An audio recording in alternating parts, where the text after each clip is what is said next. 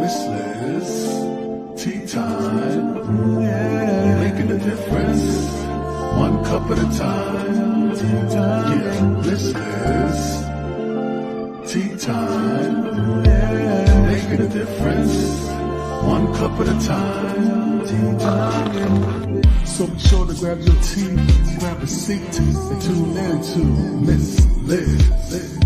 Tea time, making a difference, one cup at a time. Tea time, yeah. Tea time, time.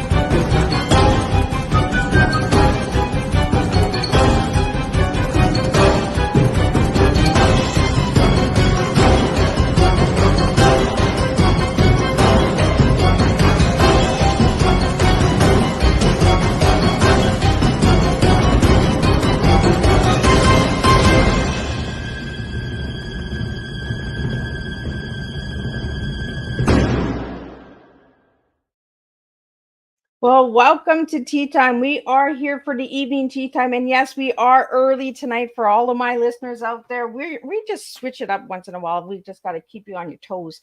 So I want to really thank everybody for tuning in a little earlier tonight because Bob Brill is in the studio and he's an award-winning newscaster, and author, filmmaker. He's all of that good stuff. And we're going to talk about the tattoo murder. So we're going to talk about his books, his career, all of that good stuff. So if you haven't subscribed to Miss Liz's YouTube channel yet, please do that. Ring that little bell and you'll be notified every time there's a new tea time going up.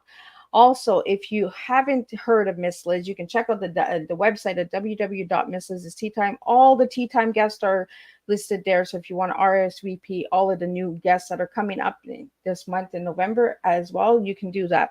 So now let me get the disclaimer in there, and then we're going to get a little bit of Bob's bio out, and we're going to get Bob in here, and he's going to spill us a different and interesting cup of tea tonight. So the disclaimer for Miss Liz's live show. Miss Liz myself is going live using StreamYard. Before leaving a comment, please grant StreamYard permission to see your name at StreamYard.com. Please be advised that the content brought forward for any tea time show hosted by myself, Miss Liz, is always brought forward in good faith. However, may bring forward dialogues and opinions that are not representative of my platform. The facts and information are perceived to be accurate at the giving time of airing. All tea time guests and audience participants are responsible for using their good judgment in taking any action that may relate to the discussion. The content brought forward may include discussions for some where they may be emotionally at risk. It's significant to know that the show is engaging in discussion forums only to offer inspire awareness and connection and is not providing therapeutical advice. If you have any questions about the disclaimer or the panelist discussion, you may freely contact me, Miss Liz, through my email at bookingmissliz@gmail.com. Moving forward, should you choose to voluntarily participate in tonight's show in any aspect, I myself, Miss Liz, welcomes you. And should you decide that the show is not made for you at this time, I respect those wishes and will see you at a later show at a later date and time. And again, all tea times in 2023 are done on Thursday, 10, 3, and 7 p.m. Eastern Standard Time, unless we do surprise shows like tonight. So stay tuned to the Facebook page for all of that update. Now, a little bit on Bob. Who is Bob Brill? Well, Bob Brill is an award-winning newscaster, author, and filmmaker working in radio for decades. Bob is a new news anchor and reporter at the All News radio station in Los Angeles. He has written 12 books, produced numerous short films and podcasts, and has written about 20 screenplays and pilots. A sports entourist, Bob is a die-hard fan of his hometown teams, which includes the Pittsburgh Steelers, Pirates, and Penguins. His childhood desires to play Major League Baseball are captured in his youthful memoir, Tales of My Baseball Youth, a child of the 60s. He continues to write a popular weekly blog, Baseball in the 1960s. Among his books are Six of the Lancers, Hero of the West, series of Western novels. He's written number 7 now, and The Tattoo Murder, which he considers his best written work to date. His first book, Fans' Letters to a Stripper, A Paddy Wagon Tale, is a coffee table biography about the life and time of a big-time burlesque queen and her major league pitcher husband, Don Rudolph. Bob has optioned the book and a screenplay and hopes to see it make it into a streaming production within the next 2 years. A podcast is available based on Bob's screenplay about the couple's lives called Major League Stripper. For more on Bob's bio, you can check out Miss Liz's Facebook page. The whole bio is there. Crazy bio, but he's done amazing things. So check that out. I'm going to get Bob in here and I'm going to sip on my tea a little, and we're going to get this tea time going. Welcome, Bob.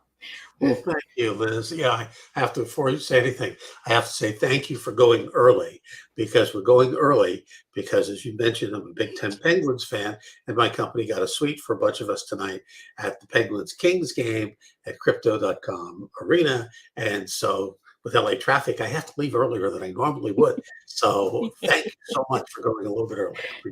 Oh, well, and it keeps my guests and my listeners on their toes too. Pay attention, right? Because you just never know what's going to happen. I don't think they understand how a hockey game takes precedent. Right? Absolutely. I haven't been to a good hockey game in years, and I need to go to one. I think the last one I went to was it 10 years ago, 12 years ago? That's about where I was too, and it was the Penguins and Kings. So like a luxury suite. That's just, So, Bob, I want to get in this tea time going. So I want to know who you were as a little guy and who you are now as a grown man. Wow. As a little guy. All right. In Pittsburgh, Pennsylvania, that's where I was born. And we moved back and forth to California, starting at the time I was, I guess, about 6 years old, 7 years old. But yeah, about that. And I always loved sports. I love baseball, especially. But I love to write. And even back then, I think I got my start. I wrote when I was about 6 or 7. I started writing jokes for family members, and I was a cute little kid, so they laughed. So that just encouraged me. Even if they weren't funny, they laughed, and that said, "Hey, I'm okay." And then I got into radio because when I was in elementary school, I had to write an assignment on what we wanted to do in life. And, my whole thing was I wanted to play baseball. And I had a teacher, Mrs. Dunn, who asked me, well, what's your backup? And I said, well, what's a backup? And she said, well, if you don't play baseball. And I said, well, I thought about it. I said, well, how can I stay close to baseball? And I came up with the idea of, okay, I could be a play-by-play announcer. And I love listening to play-by-play radio then. And there are many times I will listen to a game on the radio now or streaming now, which is the same thing, as opposed to watching on television. And because I love that part of it and have done some. But then eventually I got into radio and right out of high school, and I've been doing it ever since. And so today, who am I? I guess today I'm that guy who has lived a full life and has a lot of experience, but I'm planning on only being halfway through my life. I'm planning on living to 120, as long as the world plans on being here at that point. And but no, I really do think that I with today's technology and everything, I could possibly live that long, and I'd like to, and share that experience and do the things that I've always wanted to do that I wasn't able to do in the first half of my life, in the second half of my life, and which is writing and producing and filmmaking and writing more books. And because I do love to write, I'm right now deep in writing the 7th Lancer book, which is the Virginia City affair, and hopefully that will be out probably in February, around that time, maybe sooner, maybe later, but around that time. That's what I shoot for. And then I get started on the Tattoo Murder sequel, which is called The Belt Buckle Murder. And that'll probably take me the longest of any of the books I've ever written. Usually I'm bam, bam, bam, bam, but that one takes so much interaction and development that it'll probably take me a year to write it. I hope not that long, but maybe. The first one sat on the shelf after I wrote it for 10 years, and before I went back and refined it in 30 days, and it got out there, and it's like you said, I consider it my best work ever. Well, before we went live, you were saying that it took 10 years for the book that we're going to be talking about tonight, right? Yeah. I wrote it back in 2011, I think it was. And I started out wanting to write a crime novel. And it would have been my third or fourth book, I guess. And I decided what I was going to write it on. But, it's always a challenge, and I wanted it to be racy. I wanted my character to be someone who was sort of a local James Bond type of guy when it came to the women anyway. And I wrote it, and I made the mistake, or maybe good fortune, of asking my daughter to read it. And she goes, "I can't read this. My dad wrote this." And I can't do it, Dad. then I gave it to my sister, who's a little older than me, figuring, the adult. And she goes, "I can't read this. It's too racy. It's too," and she loves to read. And I said, "Oh, geez," And so I kind of let it sit on the shelf, and I wasn't sure where I wanted to go with it. So that I gave it to a friend of mine who happens to be a psychiatrist. So she's not my psychiatrist. I want to clear that up right away. It's a friend of a friend. Yeah. And she's a lovely lady, and I love her to death. And we'd see each other and stuff. And she asked if she could read it. I said, "Yeah, sure." And she called me back after she read it. She goes, "Bob, I couldn't put it down. You need to get this out there." She goes, "I literally could not put it down. It's magnificent." And I said, "Well, thank you. I appreciate that." And I'd see her about a year later, and she'd say the same thing about, "You've got to get that book out there." So after about 8 or 9 years of plotting me, I said, "Okay, but I'll tone it down." And I really felt I had to tone down the sexual parts of it. The grittiness and the crime, and that has to stay, because that's what it is, And so I toned it down. I toned down the sex and the raciness of it, and people seem to love it. I mean, it's I like it better, to be honest with you. And that's part of the thing about when you start editing your work and you're writing. It's the old adage of slash the crap out of it. And once you get it down to bare bones, you've got something great. Well, I don't think that's always true, but because it's a 300-page book.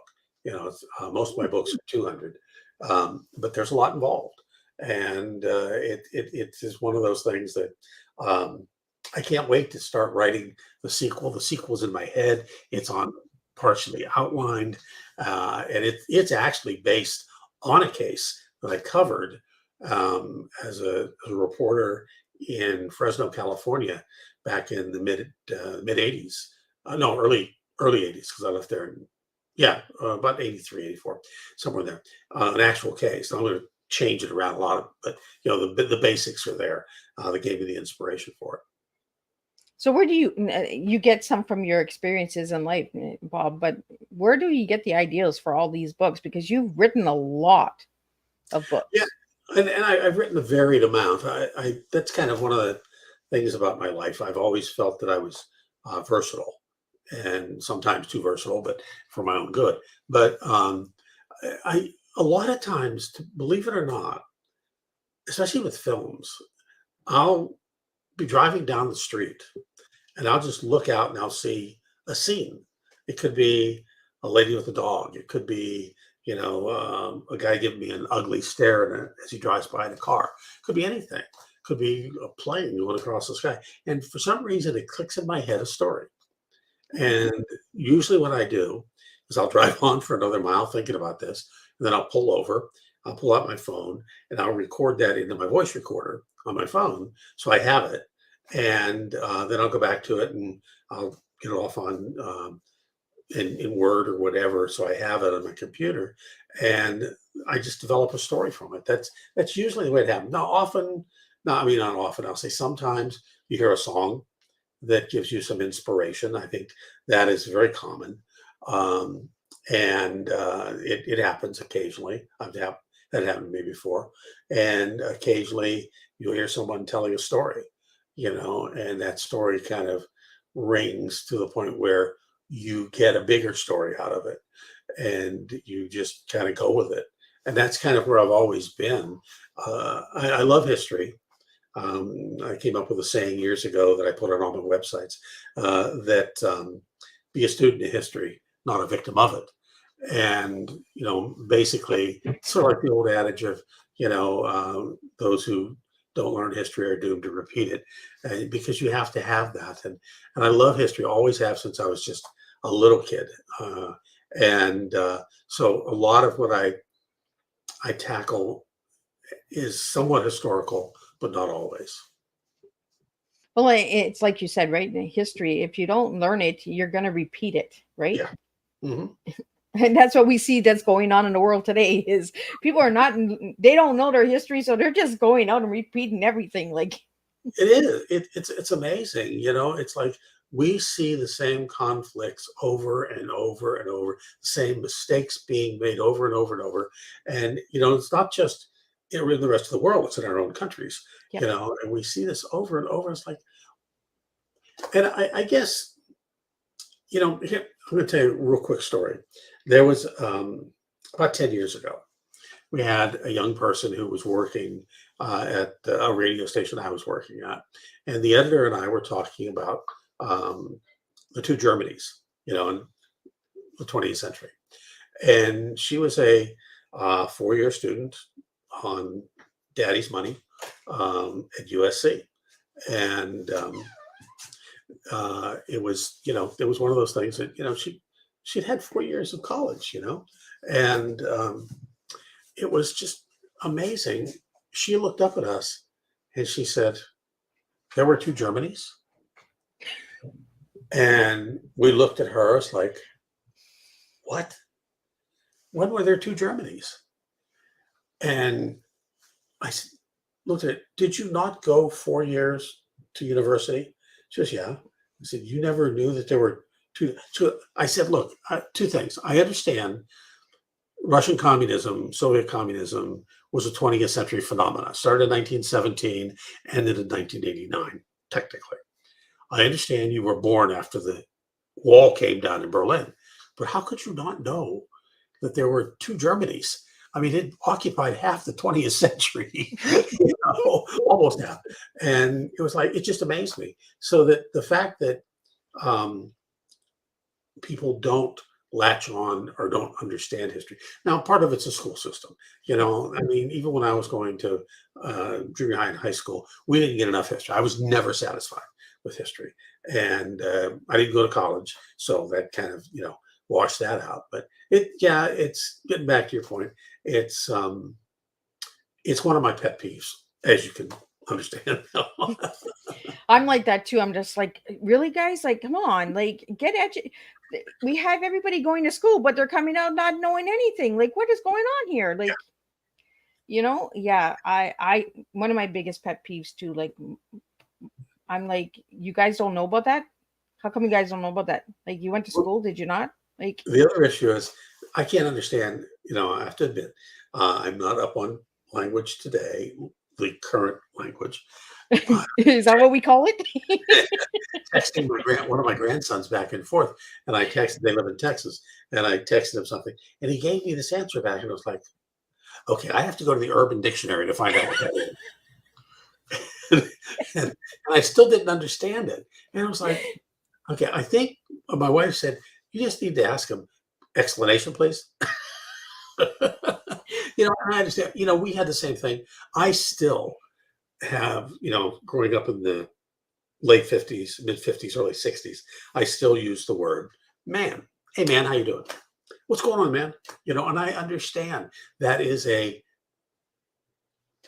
70-year-old term. Yeah. but it's in my vocabulary. But when somebody answers me 5 letters, and it's like, what does that stand for? Right. I don't know. And I have to go to the Urban Dictionary, which I now have on my phone. Pull it up. Okay, fine. So, but Yeah. no, I don't even call that language anymore. I just call it a bunch of letters. And I'm just like, I'll tell you a funny story, Bob, it took me about 6 months. I kept seeing my nieces, my nephews, and my kids doing this TBH on Facebook. And I was like, TBH, what does that stand for? TBH. And I'm trying to figure out the words, what the heck TBH would stand for. So finally, after 6 months of seeing this, I messaged my son. I said, okay, what is this TBH? Like, what are you trying to say, you guys? Because that's all they were putting was TBH on their post. And he's like, Mom, it's to be honest. And I said, well, what do you guys got to lie about? Like, what are you all lying about?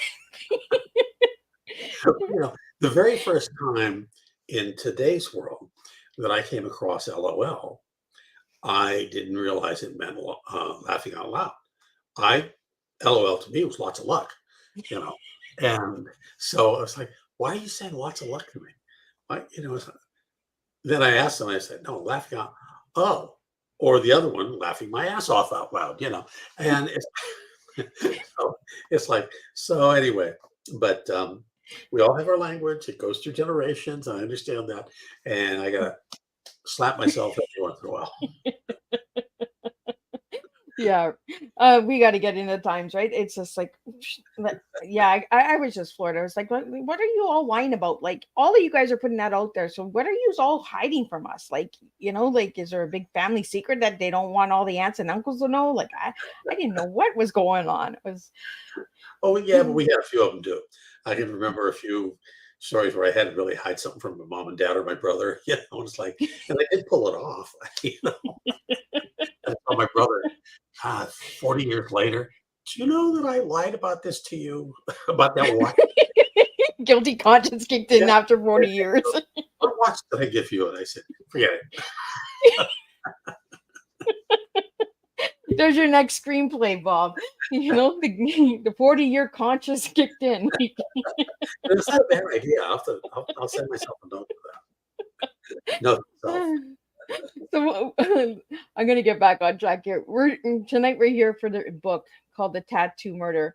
Now, when I first heard the title, when Mickey first sent it to me, I thought it was about a tattoo shop.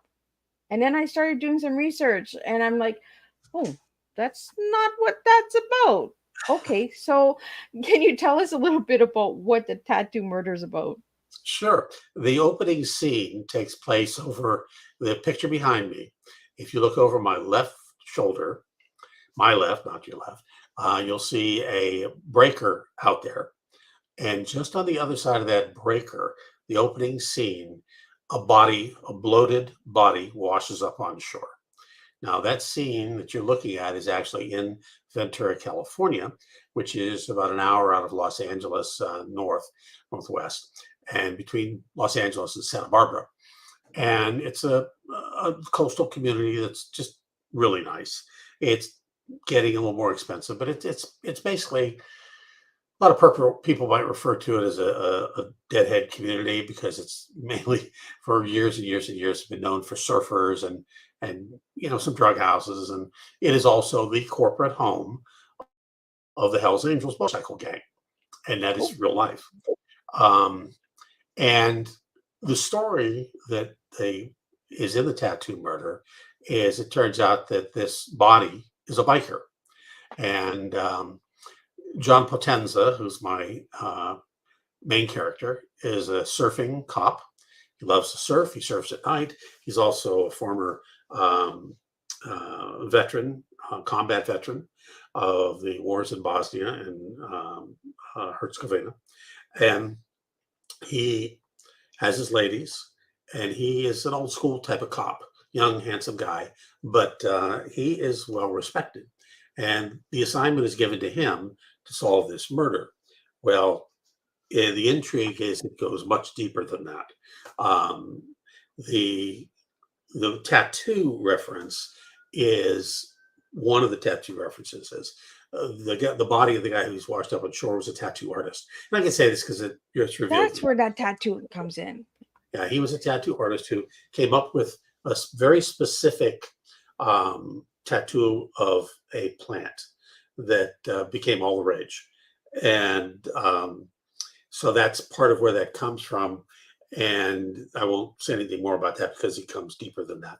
And the whole book is basically talks about his connections and the deepness of the intrigue of the crimes that are further than just this one murder. And one of his goals is because of this, he has to keep 2 motorcycle gangs from going to mattress or going to mat or going to war, basically. And that's one of the goals. And we go through historic Ventura. It was one of the mission cities of California. In the book, my wife is the photographer. We placed, I guess, 10 photographs of the actual places in Ventura where the fictional events, including the murder, took place. Oh. And so the cool thing about that is you get to see, if you've never been to Ventura, you still get to see some of the scenery that's actual and that we placed in there. And the other thing about it that is very unique that I've always wanted to do, and it turned out to be very successful, is we put every scene in the book is time-stamped. So every scene in the book has the date, the time, where it is, and basically the scene where it's taken place. So you could, and it may be every 2 pages, maybe every 6 pages within the chapters. So basically you can stop reading and know exactly where you are by that timestamp. And if you pick it up, say a day or so later, whereas my Lancer books are designed to be read on a 6-hour flight back to New York from Los Angeles or vice versa. This book is much longer and much different. And the timestamp, I think, also helps because I don't know about you, but when I read a book, I'm always, when my eyes are starting to get tired, I look to see how far it is to the end of the chapter because I want to go to the end of the chapter. Well, with a timestamp, the next scene may be 1 page away, maybe 2 pages away, maybe 3. So you can stop there and still be within the chapter, but know where you left off, and also just be able to read 1 page of recap to bring you back to where you hope where you left off. So those are some of the unique things about the book and things that people really, really like about the book, which I'm happy for because those 2 concepts that I came up with that I've been thinking about for a long time, and they worked. Well, and I think it's really nice that you put the experience in there as well, right? In a timestamp. So it kind of brings it more realistic. Yes. Because before we went live, I asked you, was it a real murder or was it not? Right. So by you doing that, you got the readers really engaged in getting into the book and asking that question, is it or is it not? And there's some friends of mine who are people in the book. Of course, I changed their names. And there's I won't talk about one of the main criminals, but I'll let you figure that out for yourself. But the fact that it's motorcycles, surfing, nice ladies, I'll leave it at that, and crime, all mixed in with a bit of history, because there's a couple of scenes in the book which I know a couple of veterans described to me, and they said, they brought back some bad memories, because I do take him back at one point to his memories of being in Bosnia, which was an awful, awful war. I mean, I believe it's considered to be the very first war where government sanctioned rape as a weapon of war. And, it happened obviously in wars gone by, but governments didn't say, yeah, this is part of what we're doing as part of one of our acts of war. And he has to deal with that. And so there is that one section in there. It's pretty gruesome. And I've had a couple of guys tell me that it's not for the weak at heart, but it's what's there. Well, it's not everybody's cup of tea, right? That's right. That's tea. And you see how I do that, right? I just come in nice and smooth with a cup of tea. So, Bob, if I ask you what your tea is, what 3 words would you give me tonight? Oh, wow. Yeah, we discussed this a little ahead of time. I think my T would be thought, because when you do a book or a screenplay, you have to put a lot of thought into it. First of all, the thought is, do I really want to do this? And number two, how many times am I going to feel that rejection? Because these are businesses that if you can't take a rejection, don't get in. I think the E would be for energy. And because you have to have that energy to do it, whether it's getting up and writing in the morning or writing at night, or just getting down and doing it, and building that energy, translate your energy into the spoken word or the written word or whatever you're doing. And the third easily has to be action. And you have to be able to just say, you can't procrastinate. You have to take action. And my wife calls me her Energizer Bunny, because I go from one, I'm always on, so to speak, and going, and I've got multiple projects usually going. And she always says she gets tired of seeing the back of my head in the office.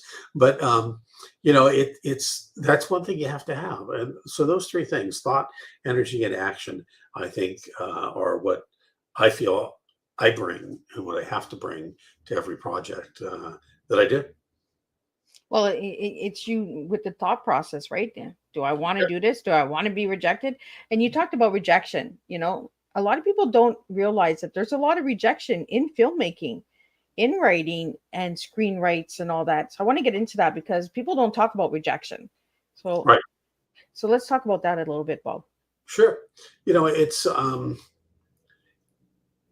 writing a screenplay, first of all, is tough enough. Or writing a book is tough enough. And people say, well, how do you do it? I can't even get into it. What do I need to do? And I just tell them, you got to write. Just sit down and write. Write, the old adage is write what you know.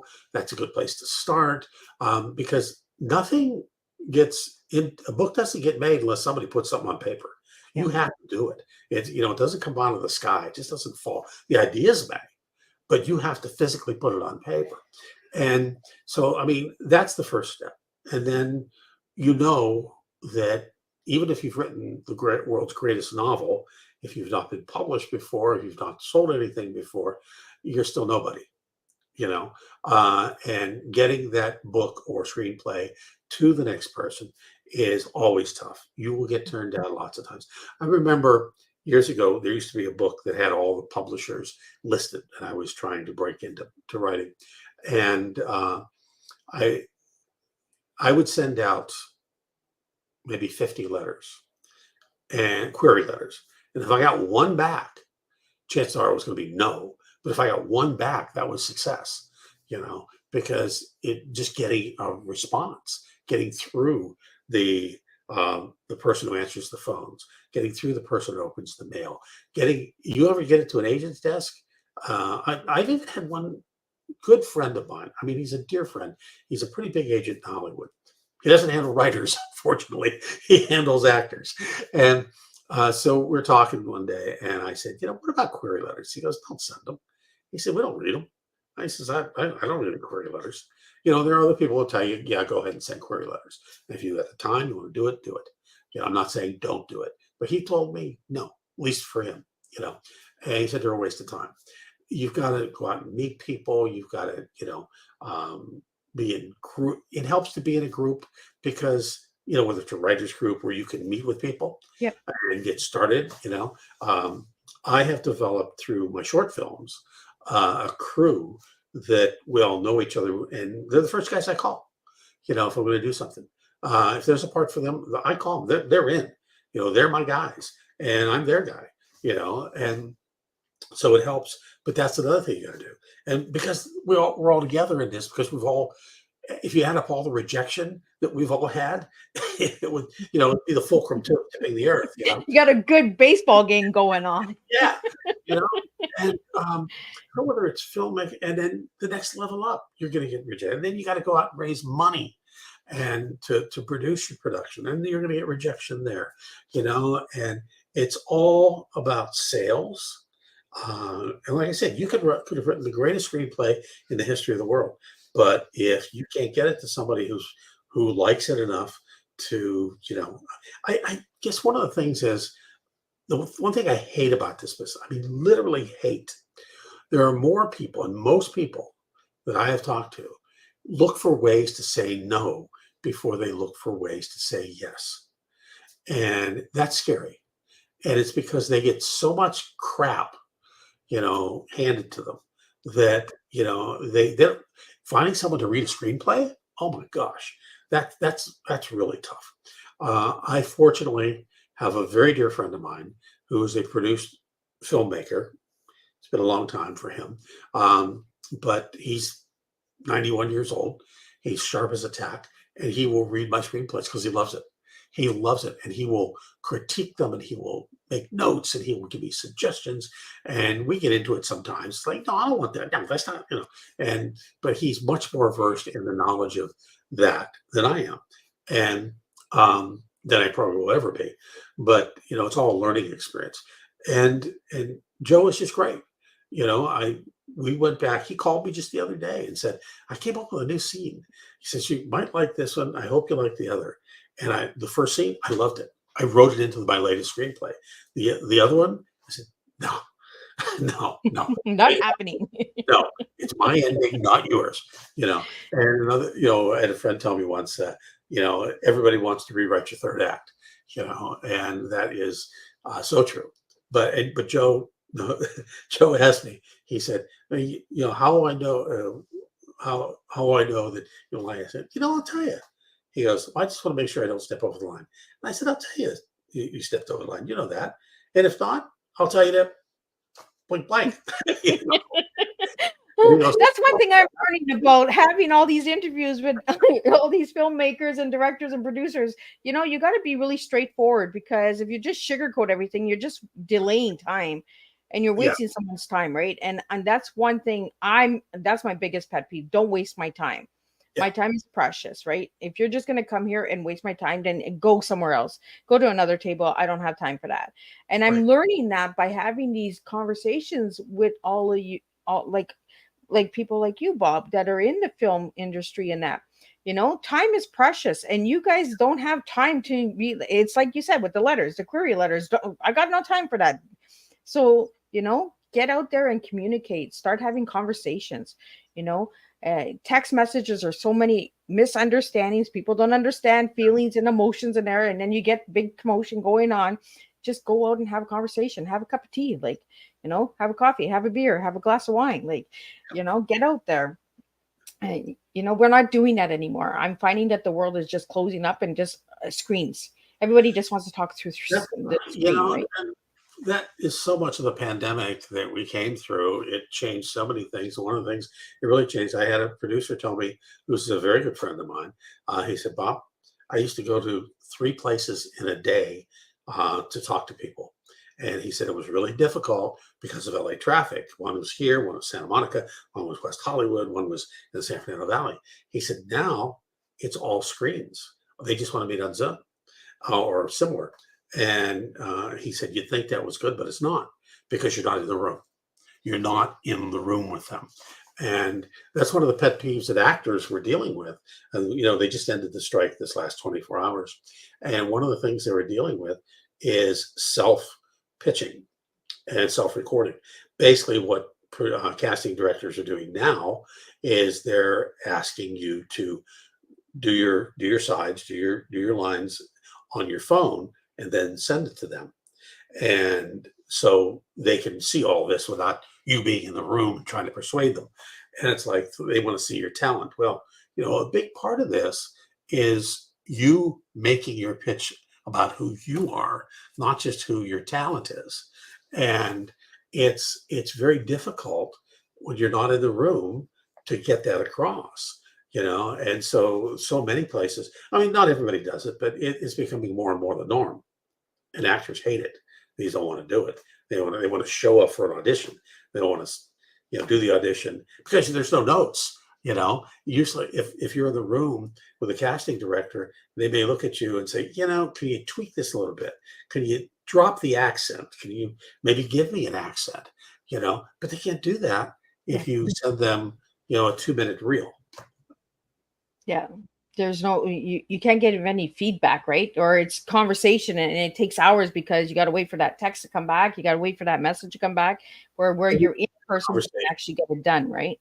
One of my pet peeves is we don't do conversation anymore. I spoke in a class to a company once, and that was my big thing. I said, at that time, I said, texting is just BS if you're, trying to have a conversation with somebody. Look me in the eye, talk to me. I don't really want to see 5 words on my phone. Now we have to do it all the time, but I mean, conversation. But it's unfortunately we've gotten away from that. Yeah, I always get, Miss Liz, what are you mad for? I'm not mad. Why do you think I'm mad? I'm straightforward. I don't know how to. Is there an emotion or something that I need to do with the letters? Do they have to be in a certain font that you guys don't think I'm mad? I'm just very straightforward. So yeah, there's a lot of miscommunication going on there. And thank you for sharing that, Bob, because I am so big on conversation. I like conversation. And this is why this platform is here, is to have the conversation. I get my biggest pet peeves is short podcasts. And I know I'm going to get attacked and a lot of yous are going to come at me, but how can you know somebody in 10 minutes? How can you understand the conversation between a total stranger in 10 minutes?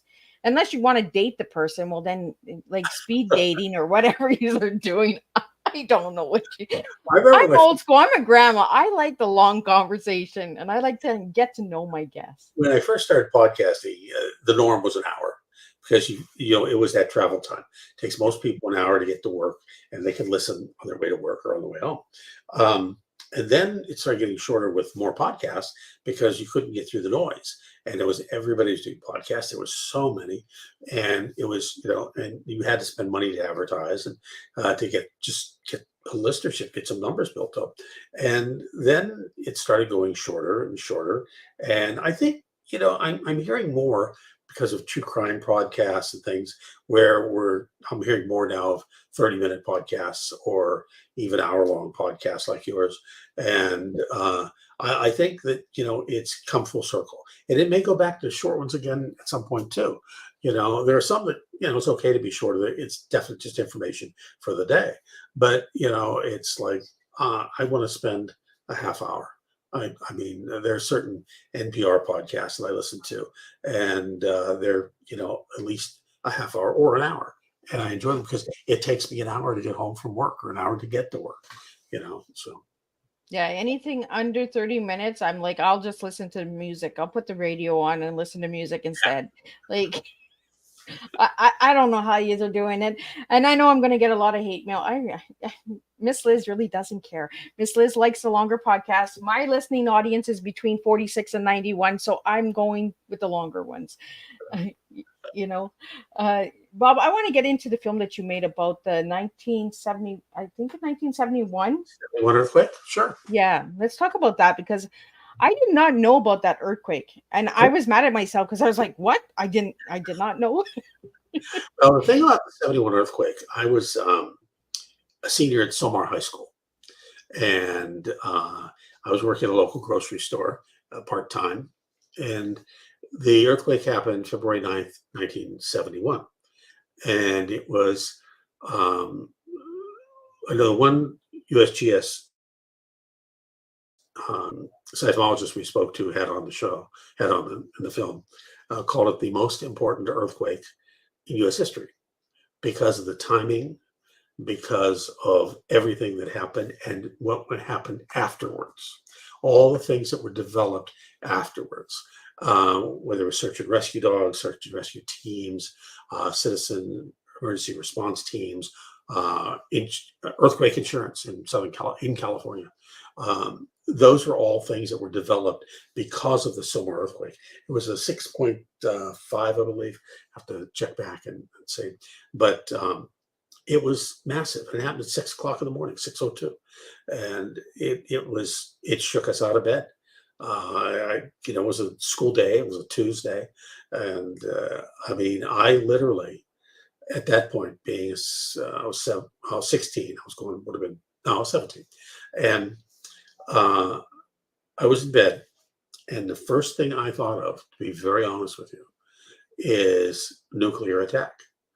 I'll just roll over and die in bed because it's not going to make any difference. And as I started to roll over, I maybe got a half-second sleep, and I hear my mother across the hall yelling, get under the bed, get on, earthquake, earthquake. I said, all right. So I roll. Next thing I knew, I was on the floor. I didn't have much of a choice. And the biggest thing for me at that point was we were always taught in school, nuclear attack, whatever, which I'm sure did a lot of good, duck and cover. And so I did that instinctively. Well, if I hadn't done that, there was a very large TV to my right, sitting just loose on a stand, on the little metal stands, and that fell over. If I continued laying prone, so I tried to get under the bed the first thing, and I couldn't. I was too big to get under the bed. So I laid prone, then I did the duck and cover. If I'd have stayed laying prone, that TV would have fell and hit me in the back of the head, and I'd probably been killed, at least seriously injured, but probably dead. And as it turns out, when we did the interviews, since so many of the people are still alive, I went to high school with in Sylmar. They live in Southern California. In Sylmar, still some of them. I put on Facebook that I wanted to interview people for this documentary, and we got a good response. And a lot of more guys that I knew, women and girls that I knew, and they came out, and almost to a T, they all said they thought it was a nuclear attack. Every one of them. They thought the Russians were bombing us. That was finally, we were at war, and the Russians had launched a nuclear attack. Every one of us. And then we all realized very shortly after that, no, it's an earthquake. We live in Southern California, but we were earthquake virgins. We had never been through an earthquake before. And, I came from Pennsylvania. And so, we went on and did the documentary, and it's really two parts. We go on, and we were fortunate enough to be able to use a lot of government footage that is now public domain of scenes at the time that were shot for a government documentary. So we used a lot of that. We did a lot of interviews. We interviewed a lot of the firemen, those who were actually involved, and many of them obviously passed away. And because it was 50 years when we did it, 50 years afterwards, and some of these guys were in their 80s and 90s, and some have since passed away. And we interviewed them. We interviewed other people. We interviewed experts and USGS people, and used a lot of that government documentary, and told the story in the first 40 minutes. And the last 20 minutes was what happens if this happens again. And there have been studies for the state of California, and we had the guy who did the study on from Berkeley, and also one of the chief guys from the governor's office, Chief Larry Collins, fire chief, who came down to spend his time with us, who was involved in it. And basically, if we have another 6.9 or so earthquake on the southern San Andreas Fault, which is south of LA, if we had that on a normal day, we would have 30,000 fires that would break out. And most of them, the vast majority, there would be no response because we don't have the people, the manpower, or the equipment to put them out. They would have to just burn.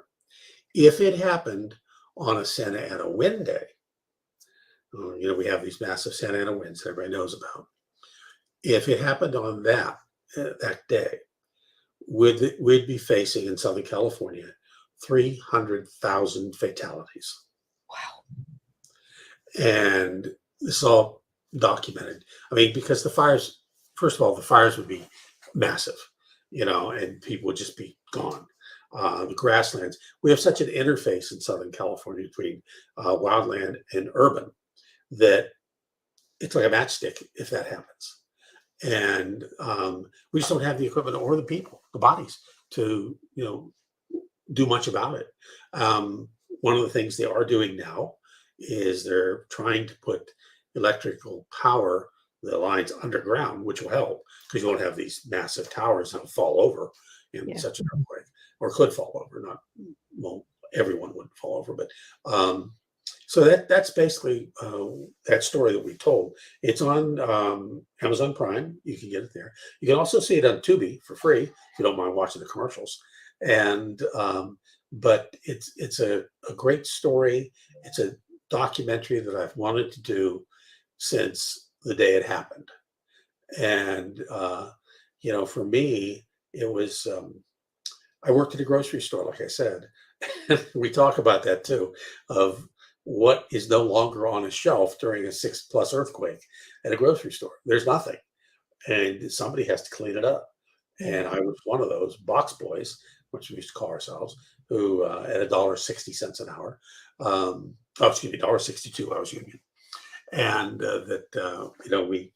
we cleaned it up, and it was like I cleaned up the canned goods aisle myself. And in the canned goods aisle, you have bottles of ketchup, mustard, mayonnaise, pickle juice, vinegar, oil, all that stuff, balsamic, you name it, it's all there.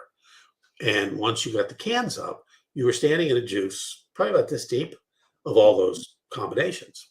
I couldn't eat a hamburger for 6 months. I literally could not stand the smell of a hamburger for 6 months. And then I cleaned up the liquor department myself and got drunk on the fumes. Well, it was in the air, right? It was an air drunk. I had to go outside and stand for about 30 minutes in the 2 o'clock in the morning air, and just to sober up. I had never been drunk before, and it was an amazing experience. I can tell you that. The other part of that too is one of my friends, one of my dear friends. He was the one who found his mom's body at one of the hospitals. She was a nurse. And we brought him in, and Dave said he'd come in and do it. And he talked about it. He related that story and how his life totally changed from that moment on, and was never anywhere where he should have been or would have been if that hadn't happened. And we had, almost 70 people die in that earthquake, and 2 hospitals collapsed. So, but major changes were made in Southern California and in California, period, as far as earthquakes were concerned in the aftermath. Some of them took about 10 years, but others didn't. And all the stuff that you now see during an earthquake in the aftermath or in a major disaster, search dogs, all that kind of stuff, that came from the Sylmar earthquake. That was developed because of the Sylmar earthquake. Wow.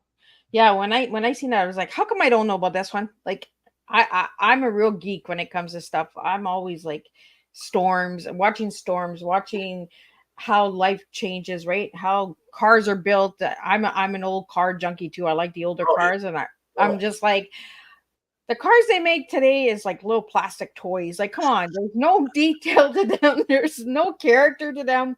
Like, maybe a 47 Oldsmobile any day. Yeah. I'm an old Mustang girl. Like, I want to repurpose a car, like an old car. Like, I like to get dirty and like, I'm not just a fancy dancy tea lady here. Like, I like the old vintage stuff. I like the history behind everything. I learned something the other day. I want to tell you, speaking of which, cars. We all know that you can pop the clutch on a stick shift to get it started if the alternator is dead or whatever. We had an incident the other day, and the car was facing uphill, and it was a stick. It was a Honda. And my friend, the battery or the alternator was dead. He couldn't start it. Here it is, 12:30 in the morning, right? And my stepdaughter was there, and she said, well, can you pop the clutch? I said, the car's facing up. She goes, can I roll it? I said, the car's facing uphill. She goes, oh, okay. And I said, there's no way you're going to push it, And so we looked at each other and said, you ever tried popping it in reverse? And I said, I don't know. Have you ever done that, Louis? He goes, no, I've never heard of that. I said, are you game? It's your car. He goes, yeah, why not? I said, it's better than calling the auto company at 12:30, auto club at 12:30 in the morning, because I have to re-up my auto club. And sure enough, I got in, turned it on, let it roll 20 feet, popped that clutch, and it started right up. Oh, well, look at that, eh? So, yeah, I was like, I learned at my age, I learned something new, something physical new. You could pop it in reverse. Right, and the old cars they had character too. Like you could do stuff to them. Like, and they were heavy. They were made heavy. They were stern. They weren't these little plastic toys. What was your first car? My first car was a Pontiac in Really? 1979. Mine was a '63 Bonneville. Wow. Yeah, Big mine was old- peacock green. Everybody's like, "What?" I was like, "Yeah." Mine, you could put 7 bodies in the trunk. See, they had style back then.